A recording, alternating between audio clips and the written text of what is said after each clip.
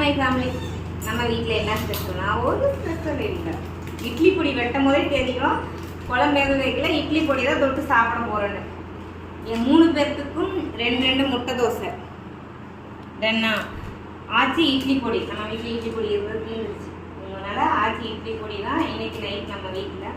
உங்கள் வீட்டில் என்ன ஸ்பெஷல்? அக்காவுக்கு இட்லி பொடி போடாத. ஏண்டா? அக்கா வந்ததுக்கப்புறம் அக்கா முட்டை தோசை வெறுതെ தானே சாப்பிடும். சரி, ஓகே. நம்ம 9 மணிக்கு வழக்கம் போல் லைவ் வந்து 8:40 35 ஆயிடுச்சு.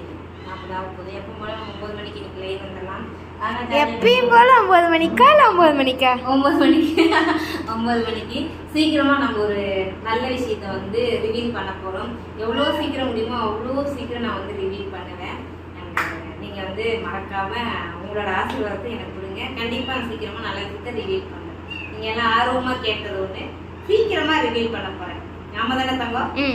நீ சொல்லு.